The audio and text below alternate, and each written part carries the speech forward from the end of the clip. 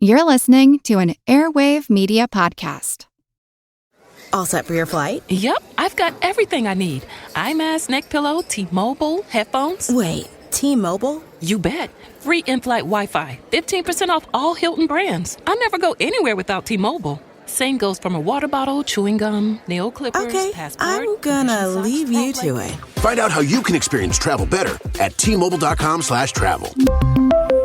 Qualifying plan required. Wi-Fi were available on select U.S. airlines. Deposit and Hilton Honors membership required for 15% discount. Terms and conditions apply. Welcome to From Beneath the Hollywood Sign. If you love old movies, Hollywood history, or the golden age of filmmaking, you've come to the right place. This is the podcast that talks about amazing stories of Tinseltown from another era and fascinating conversations with writer-producer Steve Cubine and actress-writer Nan McNamara. So, Steve, did Ava Gardner and Howard Hughes have a good relationship? Well, they did until he dislocated her jaw. What? Well, don't worry. She hit him back with an ashtray. From Beneath the Hollywood Sign is the gin joint for you.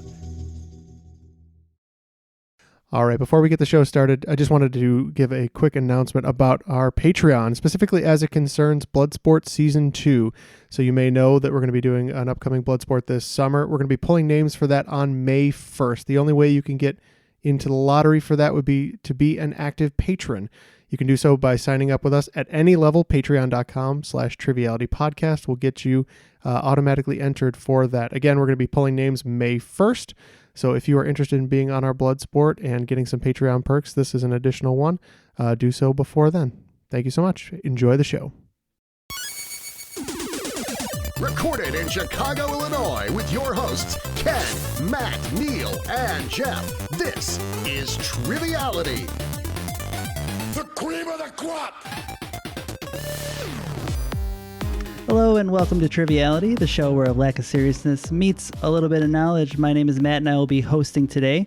Joining me in the studio, as always, is Neal. Neal, how are you doing today? Doing pretty well. Did a little work today on the day off with some snow, but got a lot accomplished, so I'm pretty happy. Yeah, I'm ignoring our other co-hosts so we can get a little Matt and Neal time. Yeah. I feel like that's what the people wanted to get. Get down to the brass tacks, as they say. And I guess also joining us in the studio is Jeff. Jeff, how are you doing today? I am doing pretty well. I think the reason Matt shunned me is because I'm on day 3 of a 4-day weekend, and Matt works crazy hours all the time, 7 days a week. Yep. So he's not feeling very fond of me today. Right, and another man who never takes a day off is Ken. Ken's not here today. Took a day off. He took today off.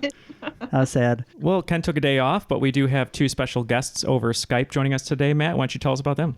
Yeah, first, we would love to introduce Beth, who is one of our Cruiserweight champions. We love all of our patron supporters. Beth, you've been on the show previously. Why don't you tell people a little bit about yourself? All right. Well, I'm Beth. I'm a stay-at-home mom of a 3-year-old and a 3-month-old. Mm-hmm. And I also work for Fit for Mom, which is a pre- and postnatal fitness company for moms. Yeah, but on your last appearance, you just had one child, so you've increased your production. Congratulations. She's doubled the amount of children. I've doubled the amount of children I have. Did you keep your promise that one of them would be Ken, Matt, Neal, or Jeff? One of the names. No. Okay. Oh. His name is Hugo. That's a cool name. That's a good name, too, yeah. Hugo is a very cool name. Acceptable. You can keep it. Yeah. It's also fair that you shouldn't have to make that decision under duress. So. She was in the sweat lodge. Mm-hmm. Oh yeah, that was a really bad day. I think everybody was struggling with that one. One of the last really hot days in September, I think, if that was about right. Yes. Mm-hmm. All right. And playing with Beth today will be Theo from the Freaky Franchise podcast. If you remember one of our Halloween episodes, we had you guys on to asking some questions. Theo, how are you doing today? I'm great. I'm really excited to be here. I'm not particularly good at trivia, but we'll see how it goes. I really like your show. Well, that's not important on a trivia show. It's like secondary. None of us are really that good either. But well, your show. I mean, you have your own show, and there is some great trivia in it as far as horror movies are concerned. You just did a great one about Wes Craven's New Nightmare. But why don't you tell everyone a little bit about your show? So my show is called Freaky Franchise. My sister and I watch horror movie franchises all the way through, movie by movie, so we see the best and the worst of what the genre has to offer. And it's really fun. We've ended up learning a lot. Most people watch like the first movie in the franchise, and sometimes it's worth it to keep going, and sometimes it's not, but it's always entertaining. See The Matrix. Those are all good. Ken is obsessed with The Matrix. Yeah.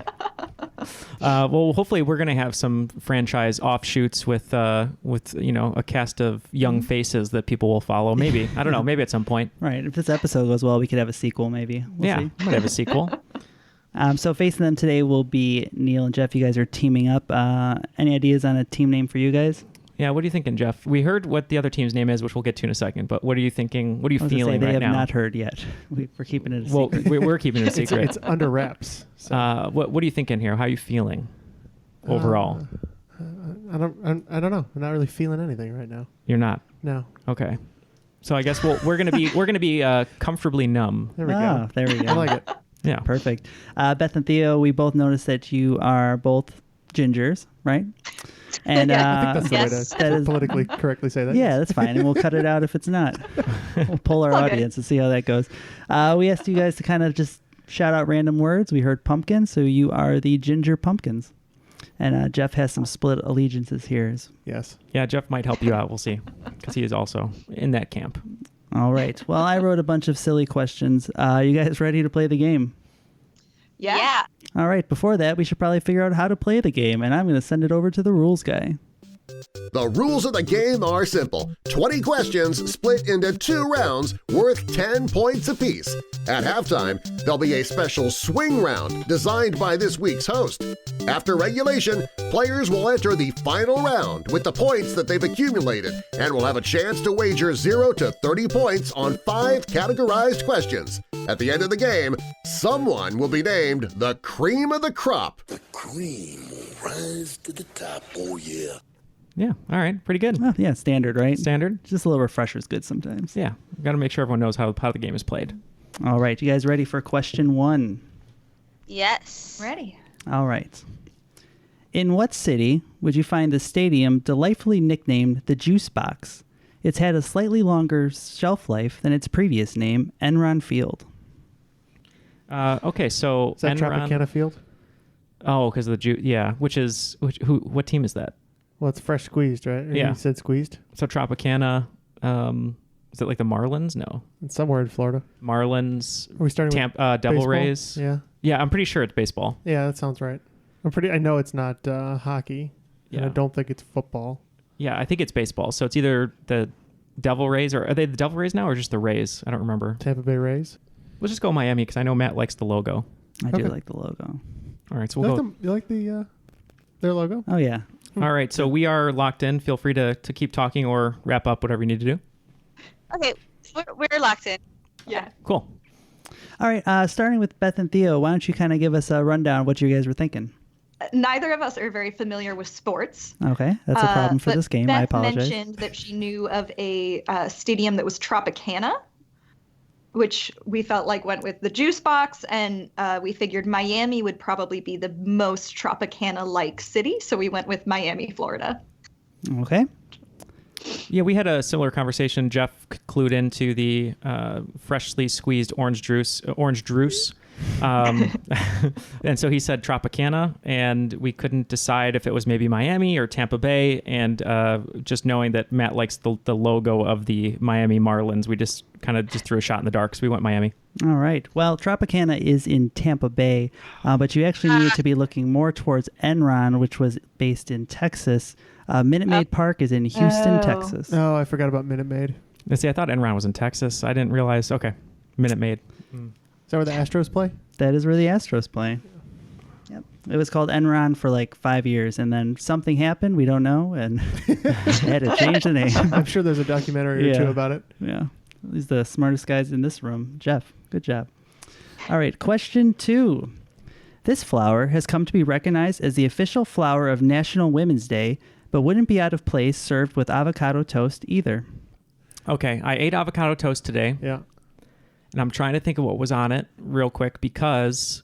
Avocado? Avocado was definitely Not on a it. flour. Well, there's red pepper flakes I had. There was pickled onion. And then there was something was on it that I always get not on it because I don't know how to eat it. And I'm worried that I'm not going to eat it correctly. But it looks like almost a very thinly sliced piece of grapefruit, but it's not. But I doubt that's the answer.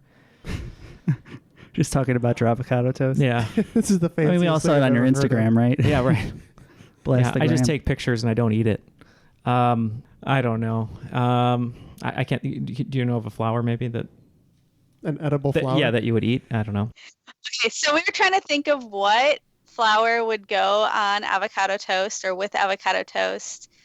We talked about sunflowers because we thought maybe sunflower seeds, and then we started talking about edible flowers, and we talked about violets. But we ended up going with pansies because Theo said she just had a good feeling. A feeling of some sort. I don't know if it's good. She was hooked on a feeling. All right, so you guys are going with pansies. Guys in the studio, what'd you guys have? I just had avocado toast just a few hours ago, and I could not remember. Jeff and I couldn't figure it out, and I think at least what I ate was watermelon radish, which I don't think is correct. But just for the ability to say what in carnation, so we said carnation. Both teams hung up on what you're eating with it, but it's really more of what you're drinking with it at brunch. It's a mimosa. Oh. Okay. Which is a flower, I learned. A mimosa? Yeah, I didn't know that was a flower. Yes. I did know that. It makes me feel glad that like other people aren't eating flowers on their avocado toast and I'm missing out. Yeah, it's the new hip thing, apparently. Yeah. Pile them right on. All right, no scores yet, and hopeful for question 3. Question 3. What is the Roman name for the Greek god Hera? I never read enough mythology to know if she finds the cheese to her macaroni. Hera is Zeus's wife. Zeus is Jupiter. Yep. Do you want to just go for the moon for the cheese reference? Sure. Did you say planet specifically or no? No. I did not. Okay, so yes, go moon. Okay. You said moon? Yep. All right, fellas in the studio are locked in. Beth and Theo, what did you guys have? So we pretty quickly came to the answer Juno. Mm-hmm. When I was in 8th grade, took the National Mythology exam, and we would study by playing Gods and Goddesses Go Fish, where we had to match the Greek and Roman names of gods and goddesses.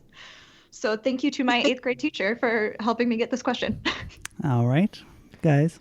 We did not single out a Ellen Page film, but we did, for some reason, single out a Sam Rockwell vehicle directed by David Bowie's son, which we went with Moon. Yes, you might have picked up the hint if I mentioned hamburger telephones, but the answer is Juno. Yay!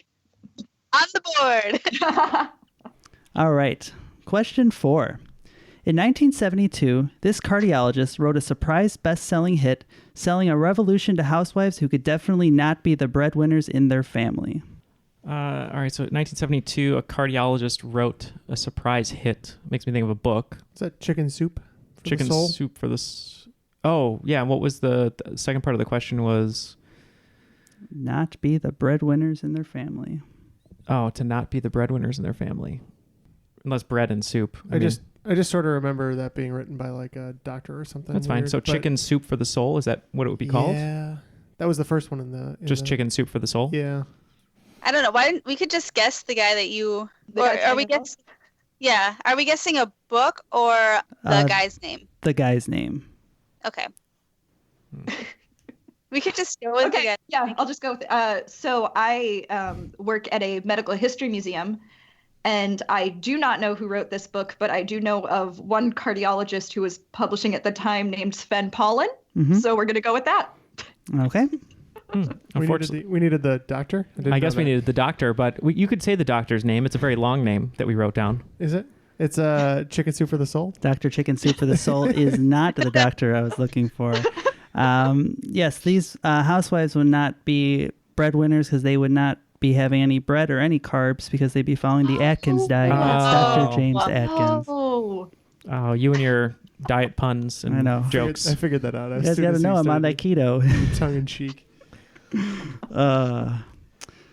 All right, question 5 is our listener submitted question. This question comes from Tom Spetzer, so thank you, Tom. So, which villain did Michael Shannon play in the 2013 movie The Man of Steel? Okay, we're locked in. Yep. I don't know. I have not seen it. I know who Michael Shannon is. I think I know who Michael Shannon is. He's the creepy detective guy from Boardwalk Empire. Yeah. Okay. Yes, he is. But I never saw the Man of Steel. Do you want to just go with Lex Luthor since we can't think of it?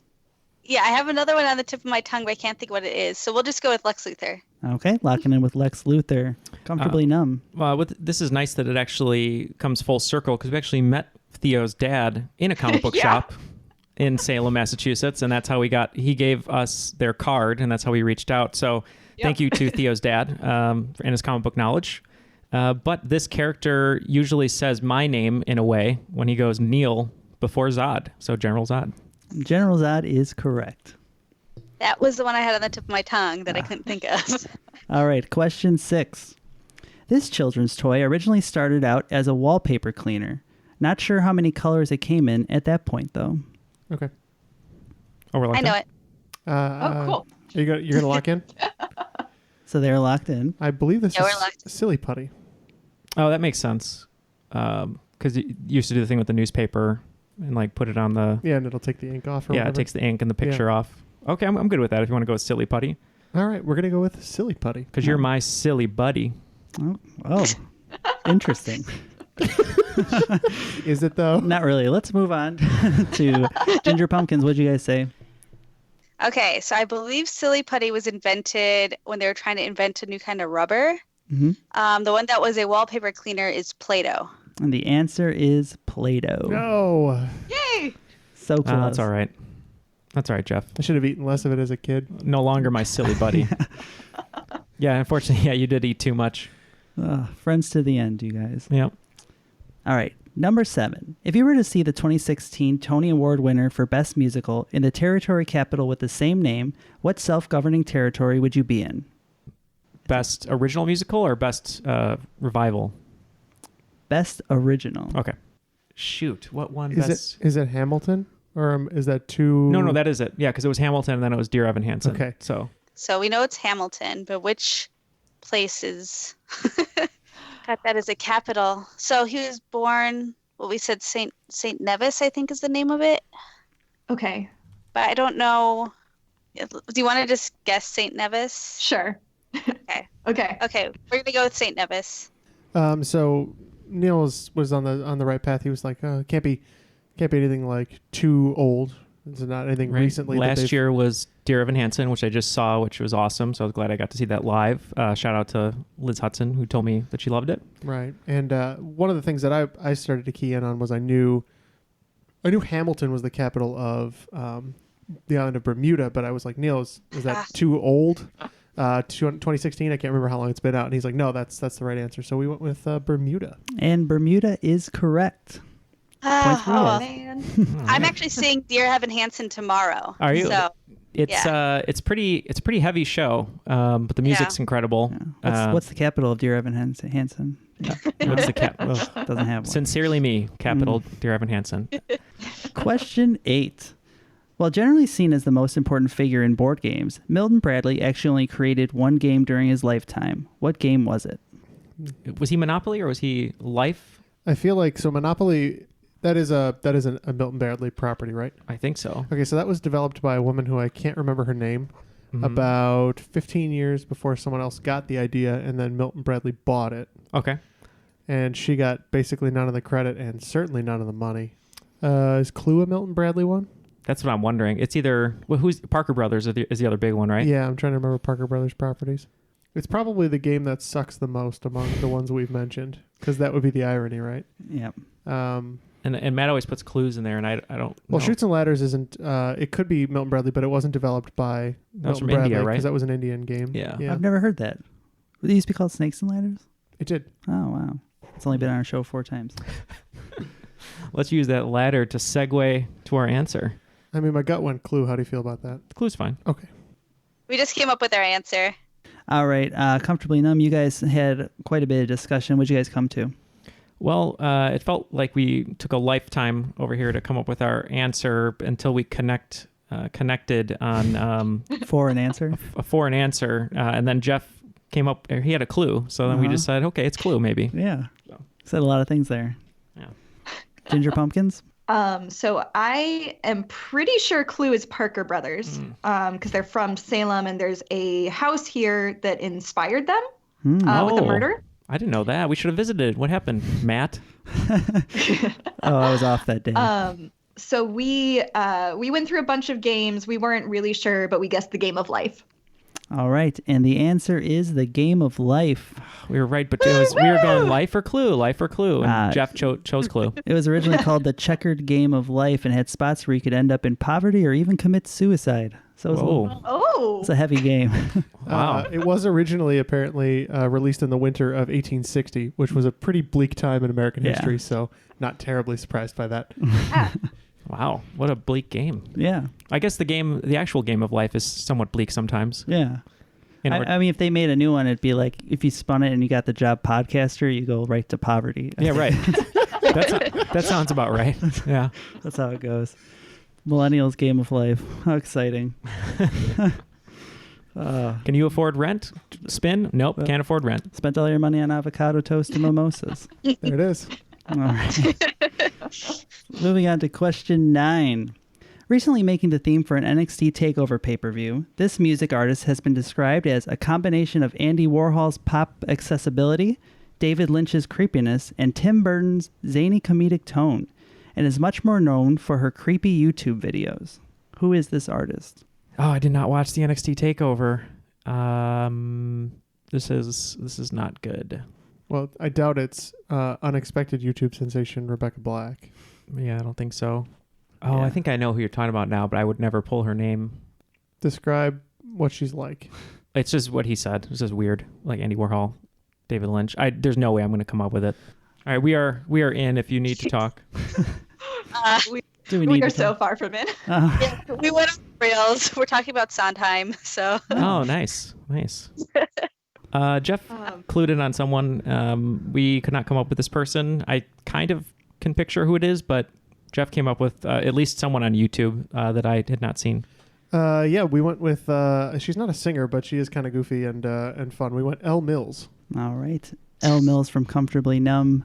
So you guys went off the rails a little bit. Did you guys have an answer? No. I guess Sondheim. All right. Yeah. Fair enough.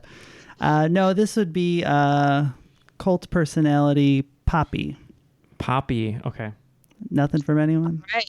Oh, no. All right. Look up I'm Poppy. It's very weird. P-A-P-I? P-O-P-P-Y. P-O-P-P-Y. Yep.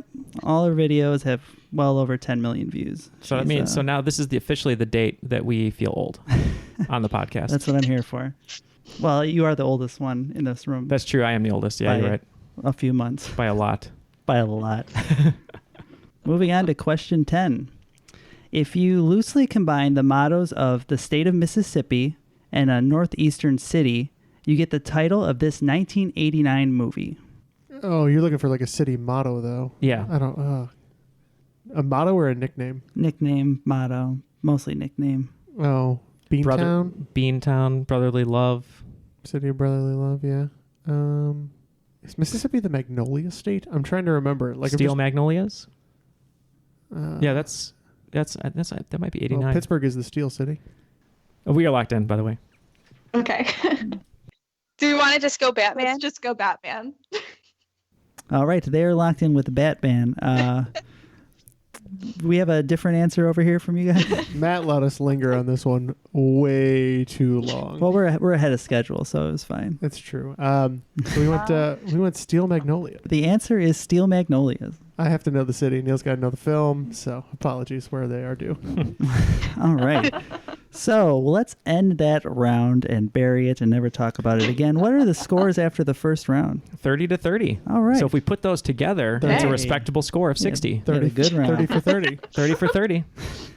All right. Before we get into the swing round today, if you're listening to our show and thinking, man, I'd like to listen to more episodes with people getting questions right, one way you can do that is become a Patreon subscriber because we have bonus episodes there. Jeff, why don't you tell the people about a few of the bonus episodes we've had recently? Well, I think the one in recent history that I loved the most was we did one on lyrics that were impossible to understand. Oh, it has a lot of really bad Pearl Jam singing on it. It has quite a lot of bad Pearl Jam singing in it, and so that one was quite uproarious, and that was one of my recent favorites. What about you? Yeah. We did one where we looked through my scrapbook from 7th or 8th grade, or no, freshman year of high school. So. Right. My favorites are all the ones that I'm not on because I didn't have to be here. I like Neal too much to admit that one is secretly my favorite, but we can't feed his ego anymore. So if these are things that you might be interested in listening to, you could just head on over to patreon.com/trivialitypodcast and give us your money, right? Is that our slogan? If we had a slogan. If we had a slogan, it would be Matt is reprimanded today. Yeah, I'm not allowed to host anymore. Is what's coming down. So thank you for coming to my last episode. This is Matt's swan song. Yes, so we are going to move on to the swing round, which is going to be great because it's sports, and you guys are going to love it. Oh no! You can't make me. So this swing round is called "What Sport Is This?" I'm going to name 3 teams, and you're just going to tell me what sport they play. You can name the same sport multiple times, and a couple of these are on here a couple times. And these are all professional sports teams in various leagues. Okay. Number 1, the Hershey Bears, the Syracuse Crunch, and the Manitoba Moose. Number 2, the Aberdeen Ironbirds, the Eugene Emeralds, and the Birmingham Barons. Number 3, the Texas Legends, the Stockton Kings, and the Fort Wayne Mad Ants. Number 4, the Ohio Machine, the Buffalo Bandits, and the Calgary Roughnecks. Number 5, the New York Red Bulls, the Portland Timbers, and the Philly Union. Number 6, the Baltimore Blast, the Orlando Seawolves, and the St. Louis Ambush. Number 7, the Seattle Storm, the Indiana Fever, and the Minnesota Lynx. Number 8, the Birmingham Iron, the San Diego Fleet, and the Orlando Apollos. Number 9, the Toronto Argonauts, the Hamilton Tiger Cats, and the Calgary Stampeders. I got one. Finally. Number 10, the Clinton Lumber Kings, Batavia Muckdogs, and the Modesto Nuts. All right. So both teams are locked in. Not a lot of confidence I'm getting from these teams, but that's okay. It's a fun game, and we're having fun. And I can't stress that enough. You guys are having fun. We signed a contract that says we're having fun. All right, so let's start off with number 1, Bears, Crunch, and Moose. Comfortably numb, what'd you guys say? We thought that was a kind of a football-sounding bunch of teams, so we said football. Okay, Pumpkins. We guessed hockey. And it is a hockey team. Yep. The AHL. Manitoba's in the same division as the Rockford Ice Hogs that I've seen. Oh, okay. I have seen them, yes. All right, number 2, we got the Ironbirds, the Emeralds, and the Barons. Comfortably. We went baseball. Okay. We went football. And it's the famous minor league team that Michael Jordan played on, the Birmingham Barons. Those are baseball teams. That's why I had heard of that as a baseball team. Did sound familiar. Okay. All right. Number 3 was the Legends, the Kings, and the Mad Ants. Ants, A-N-T-S, not somebody's mom's sisters. Comfortably numb. What did you guys say? We thought those were teams that sounded like they were soccer teams. So. All right. Pumpkins?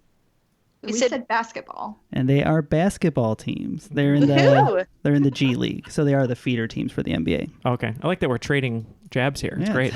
A nice back and forth here. This is like in wrestling when they each punch, one punch is like, oh. You know what I'm talking about. I know what you're talking about. And maybe 7 other people. Yeah. All right. Number 4. We got the Machine, the Bandits, and the Roughnecks.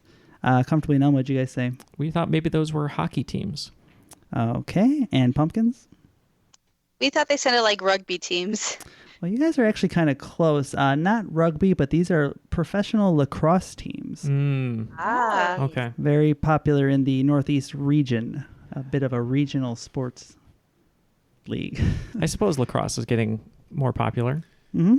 Yeah, I mean, it was Buick caught on a while back, and that Teen Wolf TV show, they played some lacrosse. Oh, that's true. That was lacrosse. You're right. Yeah, that's how I know it. All right. Number 5 was the Red Bulls, the Timbers, and the Union. Comfortably numb, what did you say? We thought maybe it was a soccer team again. We kind of zeroed in on Union. We thought maybe that was a soccer team. Okay. Pumpkins? We also said soccer. Those are soccer teams. Yep. New York Red Bulls are actually original MLS teams, have been around for a long time now. Number 6, the Blast, the Seawolves, and the Ambush. Comfortably numb. We went with hockey. Okay. Sorry. Pumpkins? We thought that Blast and Seawolves sounded water themed, so we went with water polo. And that would make a lot of sense, except these are indoor soccer teams. So soccer. There is an indoor soccer league in case the elements are too much for you. In Orlando, apparently. All right. Yeah, they are. Yeah. You've ever been to Orlando on any given day? Very humid, you're right. It's always terrible. Yes, if you're waiting in line at Disney, very hot. Number 7, the Storm, the Fever, and the Lynx, comfortably numb. We said basketball. I thought the Lynx was a WNBA team. So okay, and Pumpkins. We said baseball for this one. And those are WNBA teams. Basketball. Yeah. Ah. All right, number 8, the Iron, the Fleet, and the Apollos, comfortably numb. Pretty sure these are teams from the newly started AAF football league. So we went with football. All right, Pumpkins. We said baseball. Yes, this was the inspiration for the whole round. These are from the new AAF, Alliance of American Football. And we got to wait till the XFL comes. Then we got to hear what those team names are going to be. Or did they already announce them? They just announced cities. The cities. They're not bringing them back? I don't think so. They're going to have new names. Okay. New exciting names. No Chicago. No Chicago anything, so I don't care about it. Take that, XFL. Vince McMahon has enough of my money. All right. Number 9. We got the Argonauts, the Tiger Cats, and the Stampeders. Jeff, you zeroed on this one right away, I believe. I did. We proudly lost a former Bears coach to a CFL team. So I know these are CFL teams. Mm-hmm. So football there. Pumpkins? We said soccer. And this one was football. All right, number 10. We got our Lumber Kings, our Muckdogs, and our Nuts. The old Muckdogs and Nuts. Now in the same can. How exciting. Comfortably numb, what'd you guys say? Got to imagine a team that's proud of their lumber would be a baseball team. So, all right, Pumpkins? We said football. And these were baseball teams. Yeah. I looked up the Muckdogs logo after saying I would buy awesome? one. It is terrible. Apparently they're the Miami Marlins feeder team. Mm-hmm. And no, not interested. It's a terrible logo. Get back to me when you do a redesign. Yeah, fix your logo, Batavia. All right. Well, after the swing round, it looks like both teams gained a little bit of ground. The Ginger Pumpkins are up to 45 going into the second round and comfortably numb with 60. All right. You guys ready to get into round 2? Yes. Yeah. Yay. All right. Question 1.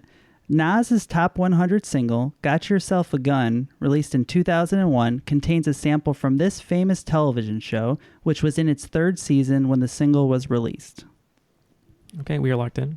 I was 6 years old. Oh, no, we're old. I have no idea. Law and Order SVU. Sure. Bum, bum. Did I think in 99, but we'll guess Law and Order SVU. All right. Locking in with Law and Order SVU. Yeah, Nas, one of the greatest MCs of all time, one of my favorites. I was feeling with The Sopranos. The answer is The Sopranos. He takes the opening from the theme song. All right, let's move on to question 2. If Prince had an album named Purple Flame, it would most likely have a song titled Take Me With This Letter, as it's the symbol of the element that burns purple when lit. Sulfur doesn't burn, though, right? I think it does. Yeah. I don't know why I wrote sulfur. I mean, I've got no good guess, Neil, so I'm happy to go sulfur. Sure. Okay. Do we want to guess K? Since that's let's K. Think of. Okay, we're gonna go with K. All right, locking in with K for potassium.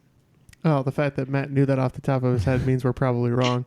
Because we went sulfur. And I know what K is. The answer is potassium. Potassium burns purple. Potassium! All right. Can I quit the show mid-episode? Moving on to question 3. One look at this artist's face, and you'll know the name of the rapper who was arrested in 2018 on racketeering, weapons, and drug charges. As of writing this question, the case is still pending. And I can't stress, look at the artist's face, and you'll know his name. Face and name. Cool. I believe we are locked in. Because this is a really good story. Does anyone have their name tattooed on their face? Well, there's that one guy Well, my first thought was Post Malone just because he has so many face tattoos, but doesn't Wiz Khalifa also? Does he have his name on his face? I don't know. There's that guy who's in custody right now for immigration stuff, but I can't think of his name. Oh, yeah. But he's British, right? I think so. Yeah. I According don't know to who he ICE. is. I just heard that story. Do you want to just throw it and say Post Malone? Sure. You know what's sad is there's so many rappers with face tattoos. There could be so many different people. Yeah. That's literally what I've been doing the last couple of minutes. It's not just one guy, that's for sure. Yeah, the only reason I knew this, and I'm glad I saw it, but it just makes me upset with myself. But on Snapchat, they have those news stories, and it was going, what's 6ix9ine gonna do with his new release? I'm like, he's not gonna do anything. He's gonna be in jail. Oh. So it's 6ix9ine, number 6 IX, number 9 INE. Or, I did hear about Tekashi this. 6ix9ine Me or too. T-star $6ix9ine. He has lots of names, and He's going to have a lot more names in jail, that's for sure. Now it's 21743. Good for him, though. He's making some money. The guy you were thinking about who's getting deported is 21 Savage. Okay. Because he is apparently British. Can you do a 21 Savage impression, Neil? I don't even know who that is, but... Spare some balls, Gov. Oh, I thought it was going to be like Nigel Thornberry, like, Savage! But that's not like They're both good. Question 4. While most people know that Lincoln was the president during the Civil War, who was the president that directly preceded him? We're locked in. I know it's who. It's Buchanan, right? I have no idea. So I'm going to go with you. We're going to say James Buchanan. Okay. Yep, we are also going with Buchanan. All right. Points all around. James Buchanan. Ooh. That took a turn for the better. Yeah. Hey, we're getting there. We're on the board. Both of us. Question 5, another listener submitted question. This one comes from our listener, Sarah Denson. Thank you for the letter. Well, not probably a letter. Email. It was handwritten. Oh, It came in the post. Electronic letter. All right. Apparently a big dog fan, Sarah. Which type of dog has breeds called Scottish, Welsh, and Irish? There's the Irish Wolfhound, which is the really big dog. Scottish. Yeah, maybe there's a Scottish Wolfhound. Scottish Terrier. Irish Terrier. Terrier's good. I'm pretty sure it's Terrier. Terrier? Yeah, there's a there's a lot of terriers. There's like the Scottish Terrier. There's West Highland White Terriers. There's Irish Terrier. Okay. Setters. Are these setters? Terriers where my gut went. Yeah, we said Wolfhound Terrier. We went with Terrier, so that's fine. Terriers is a great show. All right, we are in. Yeah. Same. We're in. You like dogs? All right, both teams locked in. Pumpkins, why don't you tell us what you know about dogs? Or you can tell us the answer. Or just talk about your favorite dogs. Yeah, we talked about setters because we could think of Irish setters. We couldn't think of any other kind of setter. I have a Pembroke Welsh Corgi, but we couldn't think of any other kinds of corgis. And we could think of Scottish Terriers, so we went with Terriers. All right, locked in with Terrier. Yeah, we kind of talked about my history when I was in 5th grade. We'd have library time, as they would call it, and I would only check out 3 books. It would be the Book of Horses, which I still haven't written. It would be the Hardy Boys / Nancy Drew books, and then it would be books about dogs. But that did not help us today because I could not remember any dog breed. Oh, great anecdote. But Jeff, on the other hand, knew about some breeds. Yeah, you're a breeder. Yeah. You got your Snoops, your Bow Wows. That's right. Those are all the dogs I know. And no, we too settled on Terrier. So the answer is Terrier. Well, all right. Yay. So thanks again to Sarah for sending it. And if you have a question that you'd like to have us read, just send it over to trivialitypodcast@gmail.com. Put question 5 in the subject, and we will read it just like we did for Sarah and Tom. Yeah, and one thing we do like is when you send questions that normally we're not good at in our specialties. So for me, anything but movies. For Jeff, anything but science. Matt, anything but sports. So that way we have a little help. Yeah, because I could write sports questions, obviously, and nobody likes that anyway. So, well, hey, the second round is shaping up to be a little better. Nice. There. Our best round today. A nice comeback. Yeah. All right, let's get into question 6. What was the first movie by Pixar to receive a rating harder than G? It didn't go much harder, though, so don't. R-rated Pixar movie. It's NC-17. We'll leave that to subreddits. Well, there's The Good Dinosaur, there's Inside Out, there's Brave, there's... Brave could be PG. Yeah, I almost feel like Toy Story 3 could be PG. Isn't that one where everyone... I haven't seen it, but isn't that the one where everyone cries because it's like really depressing at the end, an adult with the fire and something? It's not that depressing. What other Pixar movies are we thinking of here? Let's see. We could go through... well, you said Toy Story 3. Yep. We've got all 3 of the Cars movies. We've got Up. We've got WALL-E. We've got Ratatouille. Mm-hmm. I'm saying Toy Story 3 for some reason because people like gravitated towards that one. But what do you think it is? Neil, I had a thought. Yeah. There's 2 Disney Pixar movies we haven't talked about. Okay. One of them came out in 2004, and the other one came out in 2018, which would be The Incredibles. Oh, it is The Incredibles. Yeah, because of the action. Yeah. Yes. Okay. So we're going to go The Incredibles. We're going to go with The Incredibles. And after those long tangents, they're locking in with The Incredibles. Pumpkins, what do you guys say? Dang it, Jeff. The Incredibles. Yep. For the action violence, it was PG. Number 7. The German opera Fidelio, A Tale of the Cross-Dressing Lenore, is the only opera penned by this famous composer. So Fidelio. Is that did like Beethoven or Mozart do one? Mozart did. It's not Mozart. He did Magic Flute. Okay. So that would take him off. Beethoven's possible, or is it Brahms or Wagner? I thought Beethoven only did one, right? Well, Wagner had a whole bunch, right? I'm pretty sure it can't be because Wagner has a cycle. Yeah, I'm good with Beethoven. Okay. That kind of sounds familiar, Fidelio. Yeah. So. I don't know German composers. I don't know composers. You don't like the music? It's Hans Gruber. You're right. In my high school, we had a music listening class where once a week for 20 minutes, we would just listen to some composer. And I feel like probably whoever this is, I have heard it. We're going to name an Austrian guy. Okay. Arnold. I said Handel, so I think we're going to go with Handel. Handel. All right. Okay. Going Handel. Yeah, so Jeff and I were talking about first at Mozart, and we're like, no, he had the Magic Flute, which is a great musical or opera, excuse me. And then we said Wagner and Brahms, we believed had a pretty rich catalog of. Yeah, Wagner had the cycle. Wagner had a lot. Yeah, so we kind of ruled that out. And Wagner? I kind of faintly remember Beethoven only having one. So we went Ludwig von Beethoven. Mm-hmm. Yeah, a little throwback to the other dog question. The answer is Beethoven. Beethoven's first. And only. That's good. Good work there. Any thoughts on Beethoven, Matt? No, it's not really my style. I was a Wagner guy. You're obviously. There's 2 kinds of guys. There's a Beethoven or a Wagner? Yeah. Yep. Why don't we get a score update before we go to question 8?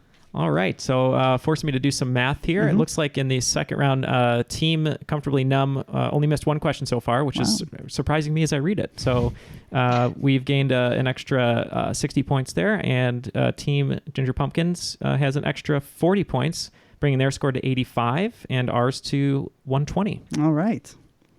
I wanted to get some scores on there before you guys both missed this question about cricket. Uh-oh. Question 8. In a standard test cricket match, which is the longest form of cricket, how much time is set aside for the combined intervals of tea and lunch? So how much time do they get for tea and lunch in the middle of their game? And I'll give you within 20 minutes. Okay. Okay. It's probably a long time. The cricket games take forever. It would be uncivilized to have less than 2 hours for tea and lunch? Yeah. He's saying within 20 minutes, though. So is it 2 hours or is it 90 minutes? Tea, I would think, is probably 30 to 45 minutes. Lunch, probably an hour. So within 20 minutes, 2 hours would be within 20 minutes of that? Okay. Okay. Somewhere between hour and a half, 2 hours. That's kind of what I'm thinking too. Should we just split the difference and say hour 45? Okay, sounds good. So 105 minutes. 105. Yeah, Jeff and I were talking about, maybe lunch is an hour, tea maybe 30 to 45 minutes. So we also came around an hour 45 minutes, and then we just said, well, maybe let's just say 2 to be safe because it's within 20. So we said 2 hours. Okay, guys both went a little too high. They actually only get 1 hour total. They get 40 minutes for lunch and 20 minutes for tea. That seems hurried. Uncivilized for That tea. That is not enough time for tea. And they're kind of set the way that it works is it's set into like 3 different sessions. They play for 2 hours and they get a lunch break. Then they play for 2 more hours. Then they get their tea break and then they play for 2 more hours. And this happens over 5 days. So, well, we need 5 minutes to steep the tea. Yeah. We need 5 minutes for the milk and sugar. Mhm. So it leaves only 10 minutes to enjoy it with conversation, which I don't think is enough. With conversation. That's the important part of cricket. It's the very civilized trash talking. Now, when I wrote a question about the New Zealand rugby team, I got a lot of responses to that one. So I really did my research on this. So when I'm wrong about this, make sure you let me know again. But I really looked up a lot about cricket. Would you like to set the record straight on the rugby? Yeah, then New front? Zealand, they are the All Blacks, and there's a different kind of rugby that I didn't even know about. And those are the Kiwis. Question 9. During World War II, the Germans used the Fischer-Tropsch method to produce this. Just a hint, Kevin Nash had nothing to do with it. Oh. That's a wrestling reference. Okay. All right, we'll discuss, but I think I landed on it. So you're looking at the Fischer-Tropsch method. What does it produce? Kevin Nash's Big Daddy Diesel is his nickname. Okay. So diesel, I would think, right? Fuel? So we're thinking it's something related to warfare in some way. It sounds like it's something like, not like a gun, something more like gunpowder or something that needs to some sort of explosive. Yeah. I don't have let's just go with TNT, I guess. All right. What'd you guys come up with? I told Jeff that Kevin Nash's nickname is Big Daddy Diesel, and he said maybe it could be diesel that they were refining or making. Yep, the answer is diesel fuel. They're refining diesel. And not of the Vin variety. No. They were creating Vin Diesels in Nazi Germany. How upsetting. All right, question 10. This song was the first rap song to hit #1 on Billboard's Hot 100, even as the artist was under pressure from lawyers for the song. Yeah. You got it, Neil? Yeah, we're locked in. All right. Okay, I know it. Okay. Ice Ice Baby. Yep.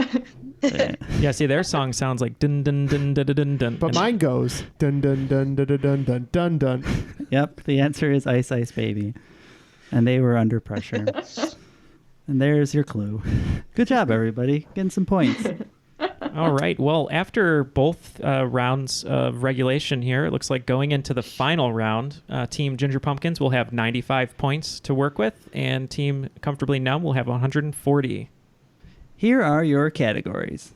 Number 1, breaking up is hard to do. Number 2, we could be heroes. Number 3, I fought the law. Number 4, I come from the land down under. And number 5, March of the Pigs. All right. Our wages are locked in. All right. You guys ready? Yes. All right. Question 1, breaking up is hard to do. Plus 44 and Angels and Airways were the 2 bands created when this band split up in 2005 when they couldn't resolve all the small things that were causing issues between 2 of the founding members. There it is. Number 2, We Could Be Heroes.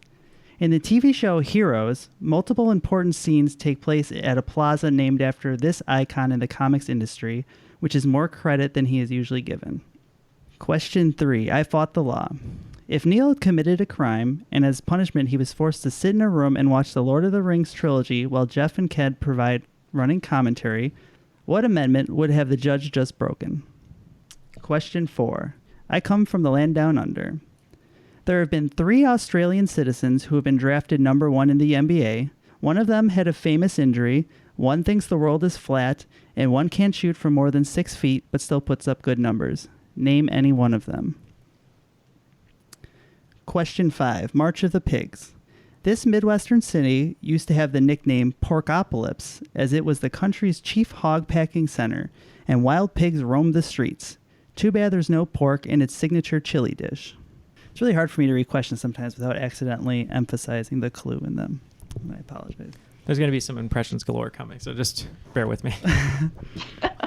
Everybody is locked in, so we're ready to get those answers. For number 1, plus 44 Angels and Airways came out of which band? Let's start with Comfortably Numb. What was your wager and what did you say? Where are you? Oh. I'm so sorry. So I cannot sleep. I cannot dream tonight. I'm sorry to all the listeners out there who had to put up We with said that. no singing. That's all right. A long time ago. That's Tom DeLonge, though. It's not really singing. We went with 15 points on that one, and we went with Blink 182. Would you also like to sing Pumpkins? No, thank you. I'm good. What did you guys wager, and what did you guys go with? We wagered 5 and Blink 182. All right. And the answer is Blink 182. I sort of forgot about Plus 44. Nice. But That was a I nice do kind of call. enjoy a couple of Angels and Airwaves songs. So Yeah, when I read the question, I was really trying not to say resolve all the small things. Yeah. When Now- he reread it, I just heard all the small things. I was like, oh, yeah, okay, that's middle school dance. I So know what that did we talk song. about? What was your age again? I don't remember. We talked. I believe when I got the CD for Plus 44, it was Travis Barker. Yeah, it's Travis and Mark. And Mark. And wasn't there a song that bam bam dun, I'm feeling it. No, that's just a classic. No, that's from the classic same. Blink. That's from the same album as. Yeah, classic Blink self-titled. What was their big single? Plus 44. It was like a decent song. I can't remember. We'll look play it it up. on the way We'll out. look it up. No, we won't because we don't want to pay them. All right, let's move on to question 2. TV show heroes. What is that plaza named after a comics icon? Comfortably Numb. What was your wager and what did you say?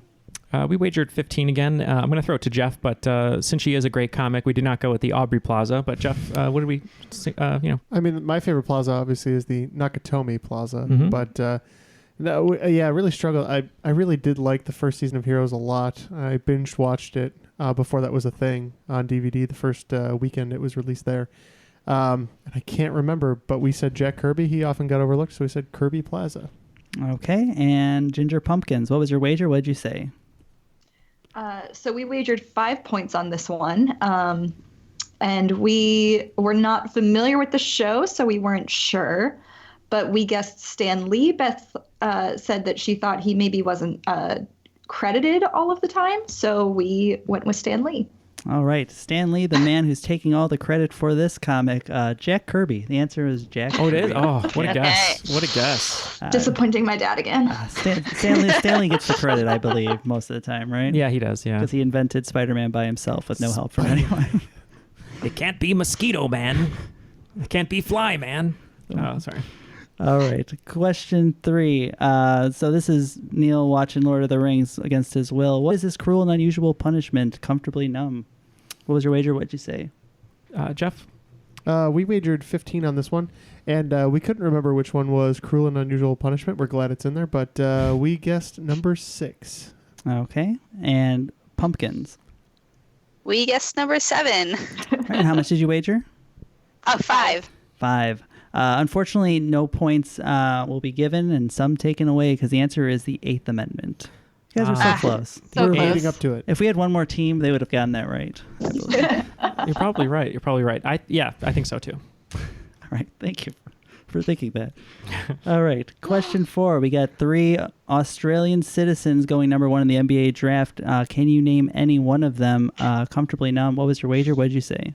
We wagered 15, and since Luke Longley was on the Bulls, local team here, we knew that might be an answer. We just didn't know if he went number 1. And then Jeff and I were talking about the fact that Kyrie Irving is a flat earther, and we kind of remember some rumblings that he was a dual citizen. So we went with Kyrie Irving.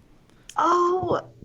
Yep. Oh, I feel so bad about myself. All right. Because he lives in Boston, and yeah, we were trying to think of the flat earther because we both felt like we knew who that was, but we couldn't place the name. So we ended up going with Kangaroo Jack, and we bet 5 points. 5 points there. Yes, noted flat earther, was born in Melbourne in 1992. Kyrie Irving. The other 2 was Andrew Bogut, who got his arm stuck in the rim and kind of had his arm pulled out of his socket. It was really gross. Don't look it up. Ooh. And the person who can't shoot is Ben Simmons, and he's pretty good. He's on Bogut was the 76ers. other one I remembered, but I couldn't get the name. Big Australian. Bogart? Humphrey Bogart? Yes. Bogut. His son, who was born in Australia. What a story. Nice shooting, kid. All right, let's talk about some chili. Question 5. Midwestern city used to have the nickname Porkopolis. What was the city, and how much did you wager? Comfortably Numb. We went 15 again, just like we did for the preceding 4. Neal and I were discussing. Neal had brought up, he's like, well, Cincinnati's famous for their chili. And he's like, hear me out. Louisville has a big pork festival every year. So he's like, well, what do you think? And I was like, well, I feel like it's easier to move pigs in and out of a city if you're on the Great Lakes. So we settled on Cincinnati. All right. And Ginger Pumpkins, what was your wager? What'd you say? 5 points, and we went with Cincinnati as well because of their chili. All right, having that delicious chili. The answer is Cincinnati. Although the logic is completely wrong, Neal, because I'm pretty sure Cleveland is on the Great Lakes, and I think Cincinnati is on a river. Yes, but yeah. But never mind. Cincinnati had pigs roaming free for quite some time. All right. Well, it looks like after the scores have been tabulated, Team Ginger Pumpkins ended the game with 90 points. And Team Comfortably Numb with 185. So we're today's cream of the crop. I am the cream. All right. All right. Yeah. Great job, guys. I refuse to cheer for us. Oh, why? You guys did just fine. It was a pretty close game. I always root for the underdog. It was my Jekyll and Hyde game where you guys got through the first round and did a little better in the second round. So Yeah. Yeah. I mean, we ended the second round. We answered a lot of questions. It got a little bit easier, and then it just kind of pulled away there in the end. But worthy competitors, thank you so much, both of you, for playing today. Thank you. Yeah, thanks. and thank you guys so much for being on the show. Theo, why don't you tell the listeners where they can find your show? Yeah, so our podcast is called Freaky Franchise. It is on iTunes, Stitcher, Spotify, and then freakyfranchise.com. And Facebook is probably the best way to find out more about us. So that's facebook.com/freakyfranchise. Awesome. And a great show. Make sure you guys check it out. And Beth, why don't you tell people where they can find your company? Yeah, go to fit4mom.com. The 4 is the number 4. If you are pregnant or have little kids or have big kids, you can come work out with us. We're all across the country, so come check us out. All right, guys, thanks so much for being on the show.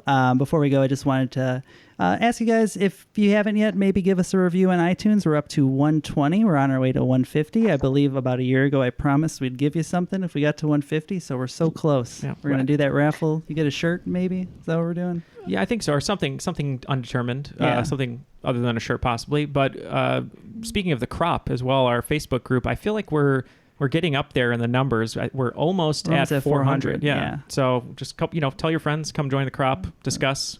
Yeah, so one of us, right? Yeah. So join on in. Yeah. Well, actually, we should probably like the page. Yeah. Well, that would get us to 500. I think. And all of our burner accounts, and we'll get all the way up there. So speaking of Lord of the Rings and putting me in some sort of torture, what I would do is put Jeff, Matt, and Ken in a room to watch Harvey over and over again, and it would be me doing all of Jimmy Stewart's lines. Well, Harvey, I could go all day. I'm going to do Jimmy Stewart one day, just all of it. That really wouldn't bother me. That'd be a wonderful Patreon bonus episode. Yeah. And I feel like that's a good note to leave on. So for our guest, for Jeff, for Neal, my name is Matt, and that was Triviality.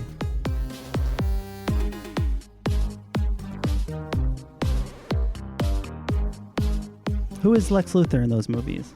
That was Kevin Spacey. Well, Kevin Spacey was Superman Returns. Man of Steel. That's why I can't remember it. Yeah, Man of Steel didn't have Lex Luthor.